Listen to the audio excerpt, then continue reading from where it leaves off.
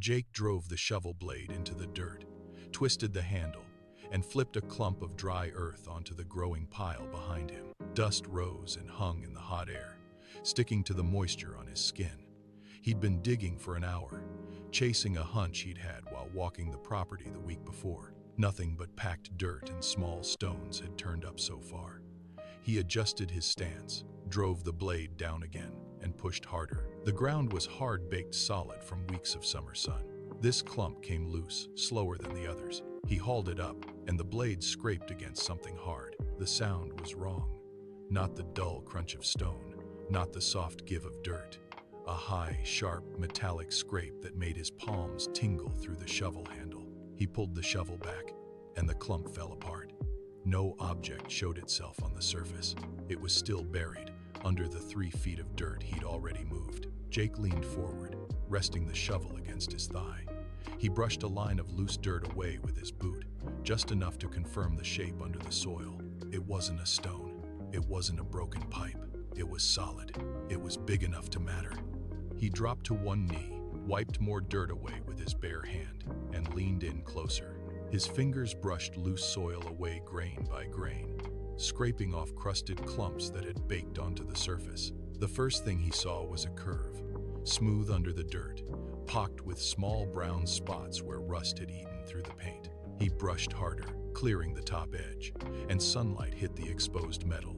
A faint, dull glint bounced up into his eyes. He blinked away the spots and cleared the next section. It was a lid, a closed lid on a small metal chest, half buried right in the hole he'd dug. He leaned back on his heel, stared for a full 10 seconds, just to make sure he wasn't imagining it. It wasn't a scrap of old farm equipment. It wasn't a broken barrel ring. It was a whole chest, sealed shut, 3 feet down in dirt that hadn't been disturbed in decades. The edges were crusted with rust flecks, but the chest itself was still solid. No cracks, no gaps where dirt had seeped through the lid. His pulse picked up, thudding heavy in his ears. He'd chased dozens of wild treasure hunts over the years, mostly for fun, mostly nothing. This was the first time he'd actually pulled something solid out of the ground. He swiped the back of his hand across his forehead, wiping away sweat that dripped into his eyes, and stood up. Dirt crumbled off his knee onto the ground. He pulled his phone out of his pocket, wiped dust off the screen with his thumb, and scrolled through his contacts. He stopped on the first name, the one he always called when something this big came up. He hit call. The line rang once, twice. Miles picked up on the third ring. Jake said, "You're not gonna believe what I just found." Jake hung up, stuffed his phone back into his pocket, and leaned against the shovel. He'd told Miles exactly where to find him, how to cut across the back pasture instead of taking the long road along the fence line. The sun hung low enough to heat the back of his neck, even through the thin air. He kicked at a loose clod of dirt, sent it scattering into the hole. 10 minutes wasn't long, but every second dragged when you knew what was sitting 3 feet down in the dirt. A dust cloud rose over the far fence line 5 minutes in. He squinted and recognized the shape of Miles's truck, bouncing over the rutted access road. He waved one arm over his head. The truck kept coming, cut through the open gate Jake had left unlatched that morning, and pulled up 20 yards from the dig site. The door swung open, and Miles stepped out. He'd already grabbed his gear from the back, a solid steel crowbar in one hand. A cold bottle of iced tea sweated through its label in the other. He walked straight toward the hole, boots kicking up small puffs of dust with every step. Jake pointed down into the hole, where the curved lid of the chest sat half buried in loose soil. Miles leaned in, whistled low under his breath. "You weren't kidding," he said. He set the iced tea down on a flat stone at the edge of the hole, wiped his hands on his thighs, and leaned down. Jake stepped in beside him, brushed the last of the loose dirt off the chest's sides to get a solid grip. The metal was still cool from being buried deep, even with the sun beating down on the exposed dirt. They each got one hand under one side, wrapped their free hands around the chest's front edge, and set their feet. Miles counted to 3 under his breath. They pulled. The chest didn't budge at first, stuck in the packed dirt around its base. They pulled harder, grunting with the effort, and the dirt gave way. It slid up out of the hole, heavy, solid. weight shifting as they moved.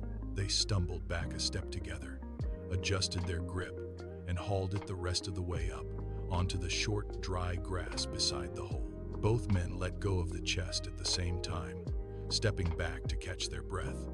Their grunts echoed soft over the quiet field, lungs pulling in warm, dry air in big gulps. The chest lay on its side in the grass, curved lid pressing into the ground, the bottom edge sticking up toward the sky. Jake bent first, hooked one hand under the raised edge, and nodded at Miles to take the other. They shifted their weight, pushed up, and rolled the chest over until it sat flat, right side up, lid facing them directly. Dust puffed up off the lid when it settled, drifted away in the faint breeze. Jake wiped his palms on his thighs, leaned in closer to get a look at the front. Where a normal keyhole should have been, there was nothing. Just a tangle of interlocking metal loops, welded and twisted into a solid clasp that covered the entire gap between the lid and the base. Jake blinked, leaned in further, ran his eye along the overlapping curves. No keyhole, no key slot anywhere he could see. Just twisted metal, looped over itself again and again, locked tight. He reached out, hooked a finger under the topmost loop, and gave it a firm pull. The clasp didn't move, not even a fraction of an inch. It was solid, rigid, fused in place by years of rust and deliberate design. He pulled harder, bracing his other hand against the chest's side to get leverage. The whole chest shifted on the grass, but the clasp didn't give a millimeter. He let go, looked up at Miles. His eyebrows were raised. "What the hell is this?" he said. Miles stepped closer, leaned in, his gaze tracing the curves of the clasp slow, like he was mapping every intersection. The first hurdle. They'd pulled the chest out of the ground, but it was still locked, and nobody knew how to open it. Miles kept his gaze on the clasp, moving his head slowly to catch every twist of the metal in the sunlight. He lifted one hand, extended his index finger, and started at the bottom of the clasp, tracing each overlapping loop one by one. The rust flaked off under his fingertip, left a fine orange dust on his skin. He checked every intersection, every curve, every spot where the metal met the chest lid, looking for a hidden catch, a loose hinge, anything that would give under pressure. Jake pulled a small folding pocket knife from his pants pocket, flipped the blade open, and ran the tip along the gap between the clasp and the lid. He prodded every seam, pushed into every crevice, searching for any give. The tip didn't catch on anything. It just slid along smooth, rusted metal. No give, no give, no give. Miles finished his trace, pulled his hand back, and rubbed the orange dust off on his thigh. "It's not a built-in release," he said. "If it was, I'd have felt something. This is a puzzle, not just a weld job." Jake folded his knife shut, slipped it back into his pocket, and leaned his hip against the chest. "So what's the angle?" he said. "If there's no keyhole on the lock itself, the key has to be somewhere else." Miles nodded and pushed off the chest to pace a step back. Logic clicked into place. Whoever buried this chest didn't lock it with a key they took with them. They hid the key nearby for whoever came back later. That made sense. They marked the dig spot first. Jake pulled a sharp wooden stake from the back of his truck, drove it into the ground right at the edge of the hole where he'd found the chest, and tied a scrap of blue cloth to the top to mark the position. They split the search area. Jake would cover the open ground within 20 yards of the hole.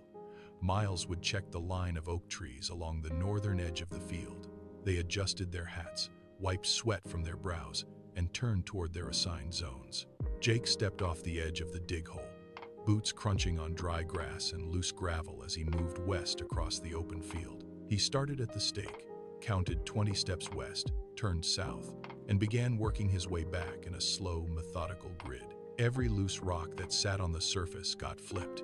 He hooked one foot under the edge, rocked it loose if it was stuck, then bent to grab the sides with both hands and heft it up. He flipped it completely over, set it down beside the hole it had covered, and knelt to run his fingers through the loose, dark dirt underneath. He checked for any glint of metal, any shape that wasn't a root or a pebble. Nothing. He moved on to the next rock. Halfway through his grid, He hit a rock the size of a dinner plate, half buried in a clump of wild clover. It was heavy, solid, the kind of rock someone would choose to hide something under. He wrapped both hands around it, pulled it loose, and flipped it over hard. A cloud of dry dirt puffed up. When the dust cleared, he saw a tangled nest of red ants. Disturbed by the movement, they poured out over the grass, and a handful skittered up the side of his boot. He jumped back, shook the ants off onto the ground, and brushed the last ones off his ankle. No key, just ants. He kept moving. Miles, meanwhile, had reached the line of oak trees along the field's northern edge. The sun climbed higher as they worked, and the dry air pulled moisture out of their skin with every step. Jake's knees ached from constant bending, and his palms were dusty where he'd grabbed rock after rock. He was 3/4 of the way through his grid when he caught a flash of silver in the dirt under a clump of dried grass. He dropped to his knees fast, brushed the grass away with both hands, and dug his fingers into the soft soil. He pulled the object out, turned it over in his palm. It was just an old, flattened bottle cap, rusted around the edges. Nothing more. He tossed it aside into the grass, wiped his hand on his thigh, and pushed back up to his feet. No key, just another false lead. The hour mark passed. Jake's last rock was flipped, his last patch of dirt checked. He wiped his forehead on his sleeve, turned, and walked back toward the blue cloth tied to the stake. Miles was already there, leaning against the oak at the edge of the field, one foot propped against the trunk.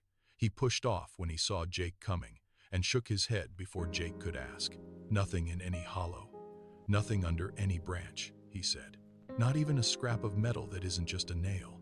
Jake nodded, and leaned down to rest his hands on his knees, catching his breath after the long walk back. Jake walked back to his truck, parked on the packed dirt track at the edge of the field, and pulled the tailgate down. He grabbed the pair of heavy slip-joint pliers from the toolbox, then slung a small canvas bag that held a hammer, screwdriver, and lighter over his shoulder. He carried everything back to the chest, where Miles was leaning in, still studying the twisted clasp. They set the tools out on the grass beside them and wiped loose dirt off their hands. Jake picked up the pliers first, stepped close to the chest, and gripped the thick left loop of the interlocking clasp between the jaws. He tightened the pliers until his knuckles went white, braced his weight against the side of the chest, and pulled slowly, steadily to the left. Miles slipped the flat tip of the screwdriver into the narrow gap between the clasp and the chest lid, pressed down hard, and twisted his wrists to force the gap wider. The metal groaned. The clasp shifted a 1/16 of an inch. Then it locked back into place, rigid as stone. No give at all. They swapped positions. Jake worked the screwdriver. Miles pulled the right loop of the clasp with the pliers. Same result.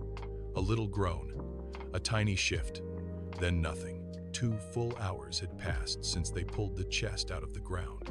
The sun climbed straight overhead, hanging dead center in the clear blue sky, and it poured heat down onto the open field with no softness left. The iron chest had sat half in direct sunlight this whole time, and it absorbed every bit of that heat.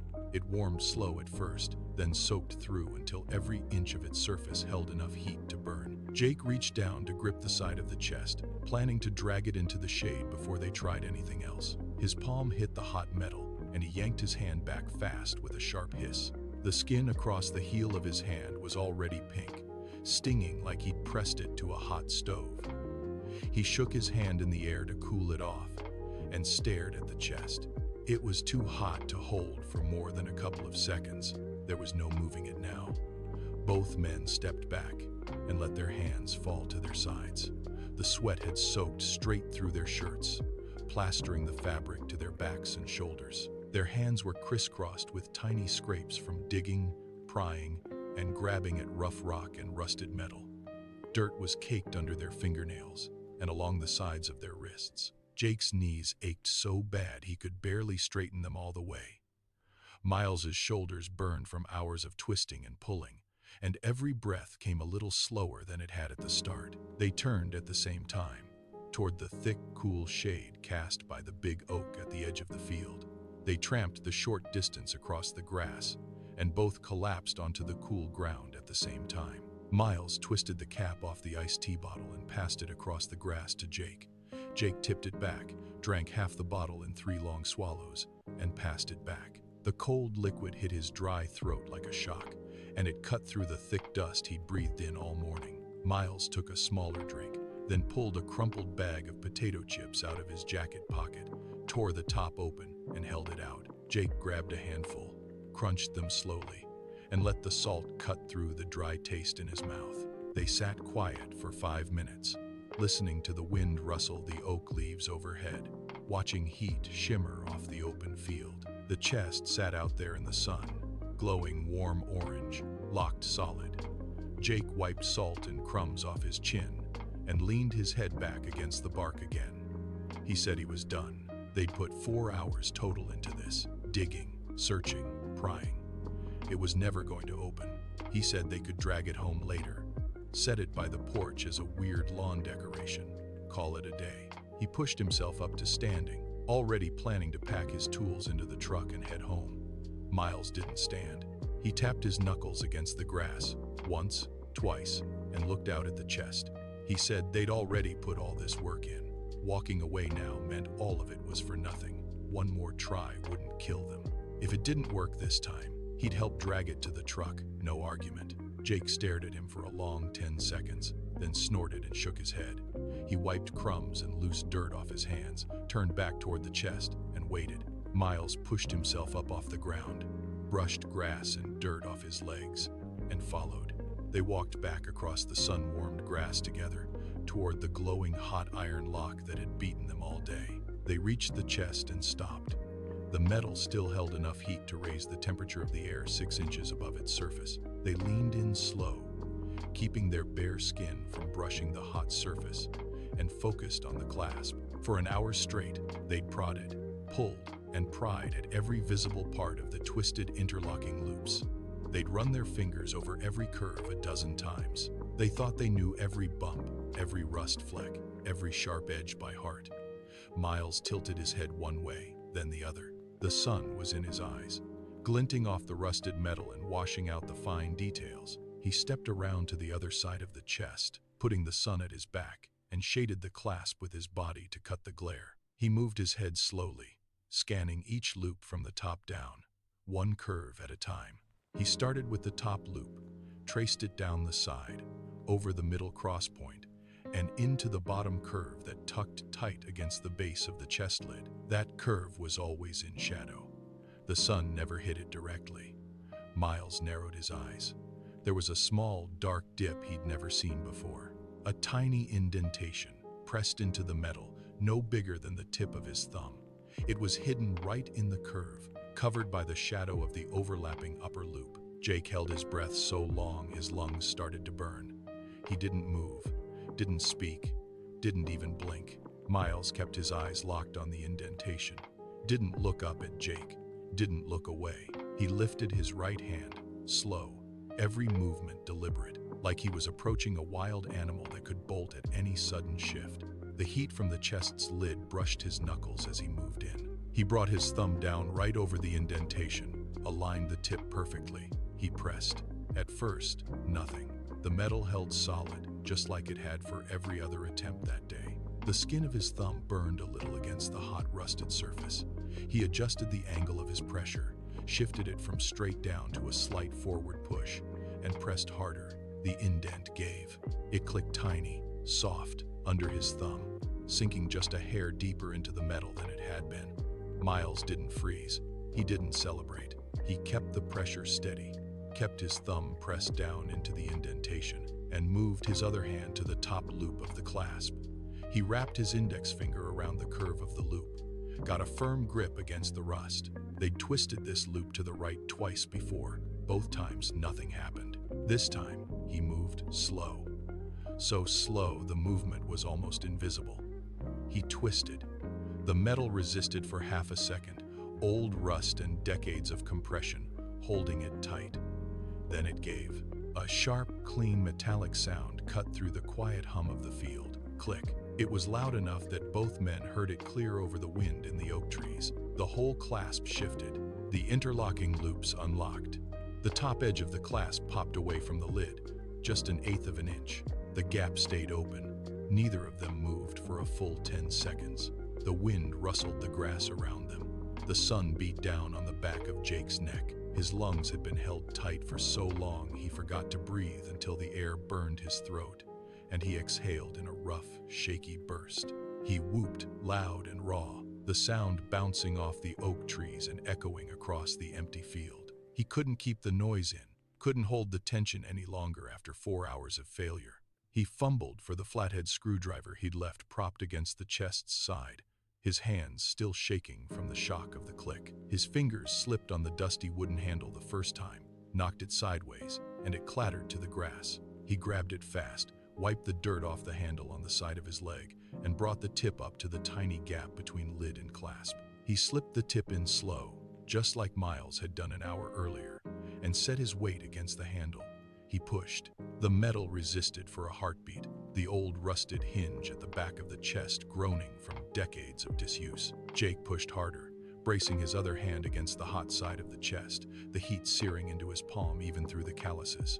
The hinge gave with a low, scraping creak. The lid swung open slow, rolling up and back on its old rusted pins until it lay flat against the grass behind the chest. The air that had been trapped inside for decades surged out all at once, warm, thick, and musty. It carried the smell of old paper, damp iron, and dry earth that hadn't seen sunlight in generations. It drifted out past the men, stirred the grass at their feet, and carried the scent up into the bright sun. They didn't look inside yet. They just stood there, staring at the open lid, breathing that old air, still processing that they'd actually done it. Jake leaned forward first, his shadow falling over the open chest, blocking the sun from the interior. At first, all he saw was dark, the musty shadow hiding whatever lay inside. He shifted his weight to the side, let the midday sun spill down into the chest's cavity, and the first glint hit his eyes. He froze. The glint held, bright and warm, even when his heart started hammering so hard he could feel it in his ears. He stepped back a little, let more sun flood in, and the whole interior lit up. Stacked neatly, row after row, were dozens of gold coins. Each one was worn smooth from decades pressed up against each other underground. No sharp edges left, just soft, curved surfaces that caught the sun and threw it back. They weren't bright, shiny new gold, they were dull, warm, worn gold, the kind that's been handled and hidden and left to rest for 100 years. Miles stepped up beside him, his shoulder brushing Jake's, and he drew in a sharp breath that caught in his throat. Just below the coins, wrapped in a crumpled, stiff piece of aged oilcloth, was a smaller bundle. Jake reached in, his hand shaking, and pulled the corner of the oilcloth back just enough to see inside. Color exploded out, deep red, forest green, sky blue, all cut and polished, catching the sun and winking up at them like tiny bits of trapped sky and fire. Each stone was clear, each cut sharp, even after all those years underground. Jake pulled his hand back, let the cloth fall back over the bundle, and just stared. He dug this field for 10 years, looking for anything interesting, anything that would prove the old stories were true. He never expected this. Miles didn't speak. Jake didn't speak. They just stood there, shoulder to shoulder, staring at the gold and the gems, the sweat drying cool on their necks, their hearts hammering in the quiet sun. Jake was the first to move again. He lifted one hand, wiped the sweat that had dripping down into his eye, and reached into the chest to lift out the top layer of coins. His fingers curled around the cool, smooth edges of 2 coins, and he started to lift when the tip of his pinky brushed something flat. It wasn't metal, it wasn't stone, it was something soft, stiff, and paper-like, tucked right under the lowest row of coins. He pulled his hand back a little, shifted the top stack of coins aside with one finger, and peered down into the gap. Tucked against the curved bottom of the iron chest, under all the gold, was a small folded packet. It was made of thick parchment, yellowed all over at the edges from decades of damp and heat. Jake brushed the last of the coins aside carefully so he wouldn't tear whatever was down there, and hooked his finger under the edge of the packet. It came up easy, light as a dried leaf in his palm. The parchment was stiff, the folds set deep after 100 years pressed tight. He laid it flat on the warm chest lid, because the grass was too uneven to unfold it properly, and started working the edges of the folds loose with his thumbnail. The paper was brittle, so he moved slow, careful not to crack the edges as he pulled each fold open. Miles leaned in, his hands braced on either side of the chest, his breath held so he wouldn't accidentally blow a loose flake of old parchment away. The first fold opened. The second. The last. The full sheet spread out across the chest lid. It was a hand-drawn map, ink faded but still legible, lines drawn in thick black charcoal that had soaked into the old paper. A big red X was marked at the far end of the property, 3 miles from where they stood, right at the edge of the old pine grove. The ink next to the X was still clear, written in looping old handwriting that neither of them had trouble reading. Second cache, bigger than the first. Jake looked up at Miles. Miles looked down at the map. The sun caught the faded ink, and the red X glowed bright against the yellowed paper. The first sound out of Jake was a snort, half shock, half disbelieving laugh that bubbled up before he could clamp his mouth shut. Then Miles burst out laughing, loud and rough, the sound bouncing off the oak trees and echoing across the open field. Jake doubled over, his hands on his knees, and laughed until his ribs ached, until tears streamed down the dusty tracks on his cheeks. He couldn't stop. 1 discovery was enough. 2? It was too much, too good, too far beyond any wild story he'd ever told himself while digging this empty field. Miles clapped him hard on the back, and that just made Jake laugh harder. He straightened up, wiped the tears away with the back of his hand, and sucked in a shaky breath. It took them 3 full minutes to get their breathing back under control. Miles pulled 2 clean rags from his backpack, spread one out on the grass next to the chest. They started counting the coins first, stacking them into 2 equal piles on the rag. Each pile was heavy, warm from the sun that had soaked into the iron chest all afternoon. When they finished the coins, they unwrapped the oilcloth from the gemstones, split them one by one, 6 apiece, each stone wrapped in a small scrap of the clean rag to keep it from scratching anything inside their packs. Jake reached for the last coin on the chest lid to set it on his pile, and it slipped out of his dusty fingers. It bounced off the edge of the chest, rolled across the grass, and vanished into a clump of clover. They both dropped to their knees, brushing the grass blades aside until Miles spotted the glint half buried in the dirt. He picked it up, wiped it off, and tossed it to Jake. Jake tucked it onto the top of his pile and folded the rag tight around his share. Miles did the same with his. Jake lifted his wrapped bundle, tucked it deep into the bottom of his backpack, and zipped the main compartment shut. Miles did the same, shoving his bundle beside his water bottle and crowbar, and pulled the drawstrings tight on his pack. Jake leaned down, brushed a crumb of dirt off the map's surface, and traced the edge of the red X with his index finger. He lifted his head, eyes bright, and glanced at the sun hanging low over the tree line. "What do you say?" he said. "We grab our packs and head out right now. We could be there before dark." Miles shook his head, already smiling at the eagerness in Jake's voice. "We'd get there an hour before sunset," he said. "We'd rush through it, mess up the marks, and probably stumble right past the cache before we even know what we're looking at." Jake nodded and exhaled a laugh. He was right. Of course he was right. They'd put this much work in already.